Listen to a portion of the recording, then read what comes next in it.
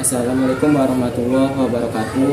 Pertama-tama perkenalkan, nama saya Andri Susanto. Saya dari Fakultas Ekonomi dan Bisnis, Prodi Manajemen, dengan nomor induk mahasiswa 111201058, kelas Sabtu pagi. Di sini saya akan membuat video untuk memenuhi syarat tugas besar dari mata kuliah perilaku konsumen. Di sini saya akan menceritakan sedikit tentang bisnis yang pernah saya jalani pada masa pandemi COVID-19 1 tahun yang lalu, di mana semua orang tidak ada aktivitas atau kegiatan di luar rumah, atau bisa disebut dengan stay at home, yang membuat semua orang menjadi bosan atau jenuh. Kejenuhan inilah yang membuat seseorang mencari kegiatan baru, atau muncullah bisa dikatakan sebuah hobi baru di kalangan masyarakat. Ini kan menjadi heboh karena stay at home. Karena pandemi, orang itu memang nggak cuma ikan hias. Jadi di seluruh dunia surveinya pet, binatang peliharaan selama pandemi meningkat, penjualan pet meningkat, binatang peliharaan meningkat. Karena di masa pandemi itu orang pertama boring, terus stres, bahkan ada yang depresi. Right in the way, justru pada masa-masa kayak begini, jadi bisnis nggak sustain tapi bagus untuk survival di masa pandemi. Jadi sekarang banyak teman-teman yang kena layoff. Salah satu menjadi alternatif bagus adalah bisnis di bidang-bidang yang heboh di masa pandemi. Makanya saya tidak menyia-nyiakan peluang bisnis tersebut. Terlebih lagi saya juga penghobi ikan cupang, atau bisa disebut dengan betta fish. Dari hobi menjadi cuan, itulah bisnis yang sangat menyenangkan.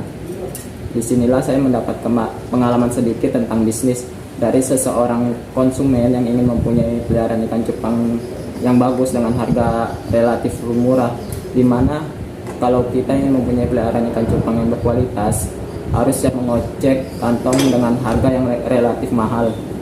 Dan kalau ingin harga yang murah, jangan berharap mendapatkan ikan cupang dengan kualitas yang bagus. Selain itu, ada juga konsumen yang selalu membandingkan harga saya dengan harga pedagang lainnya. Ya, meskipun begitu, kita harus tetap positive thinking.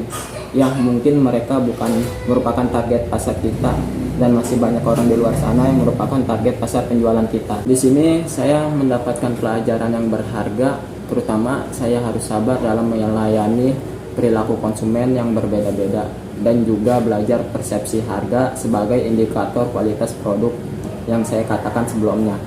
Kalau kita menginginkan kualitas, harus siap dengan harganya, dan juga kalau kita menginginkan harga, jangan berharap mendapatkan kualitas yang bagus. Saya akan memberikan beberapa tips untuk menghadapi konsumen yang menawar dengan harga rendah. Hal pertama yang harus kita lakukan ketika menghadapi pembeli yang menawar harga rendah adalah tidak boleh sampai terpancing emosi, tetapi memberikan pelayanan yang baik akan membuat engagement kamu terhadap pelanggan akan semakin tinggi. Kemudian cara yang kedua dalam menghadapi pembeli yang menawar harga yang relatif rendah adalah dengan bersikap tenang. Sikap tenang akan membuat kita mampu bersiap jika terjadi negosiasi yang alot. Selain itu, dengan tenang kita juga bisa berpikir jernih. Pikiran jernih dapat membuat kita mendapatkan ide dan argumen yang dapat membawamu memenangkan negosiasi dengan pembeli. Meski sedang kesal, namun kita harus bisa memberikan pelayanan yang terbaik, namun jangan kalah. Selanjutnya, kita harus memberikan penjelasan bahwa harga yang sudah kita tawarkan adalah harga yang terbaik. Ini adalah cara yang dapat saya mulai untuk memenangkan negosiasi ketika menghadapi pembeli yang menawar dengan harga yang relatif rendah. Saya selalu memberikan segala macam alasan terbaik dari produk yang saya jual, termasuk kualitas dari produk tersebut dan juga apa saja kelebihan dari produk tersebut. Selanjutnya, kita harus menahan diri agar tidak terpancing. Maksudnya, ketika pembeli tersebut ngotot untuk memakai harga yang ditawarnya di awal, kita jangan terpancing untuk melepaskan produk dengan harga rendah tersebut. Jika pembeli tersebut tidak jadi membeli, sebaiknya biarkan saja. Anggap saja dia bukanlah target pasar dari yang kita punya. Terakhir, kita harus fokus terhadap harga jual yang sudah kita targetkan.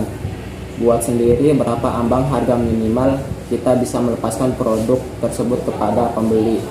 Dengan begini saya bisa memperkirakan berapa target harga minimal ketika menghadapi pembeli yang menawar dengan harga yang relatif rendah.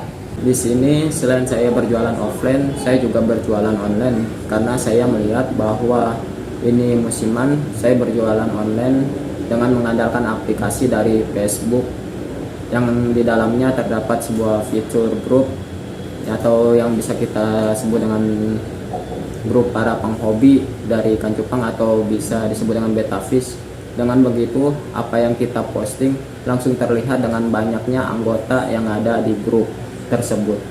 Selain Facebook, saya juga menggunakan aplikasi Instagram dengan menggunakan fitur live streaming atau bisa disebut dengan siaran langsung yang tujuannya sama saja seperti Facebook.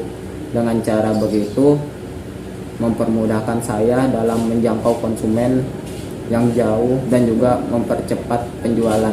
Contohnya pada penjualan saya seperti gambar di samping ini. Sekian video dari saya, kurang lebihnya mohon maaf. Wabillahi taufiq wal hidayah. Wassalamualaikum warahmatullahi wabarakatuh.